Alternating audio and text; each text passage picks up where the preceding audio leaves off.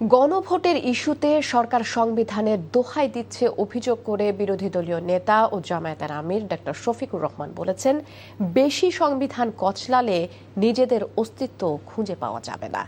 সকালে রাজধানীতে দলের ঢাকা জেলার রোকন সম্মেলনে তিনি আরো বলেন, জামায়াত মানুষের সংগঠন, দু একটি বিচ্ছিন্ন ঘটনা দেখে কেউ হতাশ হবেন না। রিপোর্টে জানাচ্ছেন ফাহাদ মোহাম্মদ। রাজধানীর ডিপ্লোমা ইঞ্জিনিয়ার্স মিলনায়তনে ঢাকা জেলা জামায়াতের রোকন সম্মেলনে অংশ নেন বিভিন্ন ইউনিটের সদস্য ও নেতারা।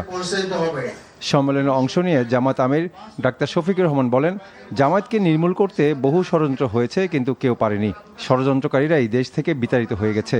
অভিযোগ করেন, গণভোট নিয়ে সরকার জনগণের সাথে বেইমানি করছে। সমাধান সংসদে না হলে 24শে জুলাইয়ের মতো জনগণকে সাথে নিয়ে রাজপথে দাবি আদায় করা হবে। বেশি সংবিধান কসলাইতে যাইয়েন না। সংবিধান কসলাইলে নিজেদের অস্তিত্ব আর খুঁজে পাবেন না। সংবিধানে অনেক কিছু আছে, এখনো হাত দিতে পারেন নাই। হাত দিতে পারবেন কিনা তাও জানি না।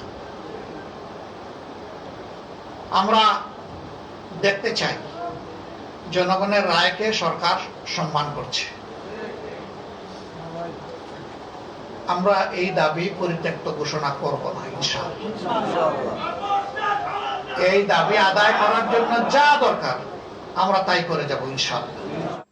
নৈতিকতার প্রশ্নে কখনো আপোষ না করার ঘোষণা দিয়ে ডাক্তার শফিক বলেন, জামায়াতে ইসলামী ফেরেশতাদের দল নয়।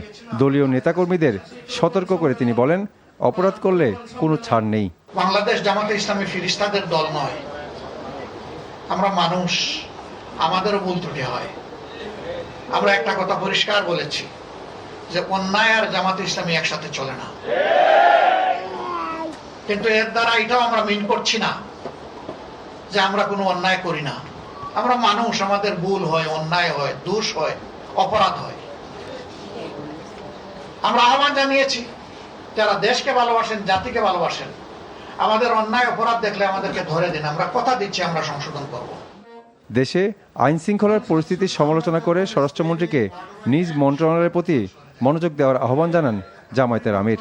বাংলাদেশ জনগণ। Fahad Mohammad, NTV news, Dhaka.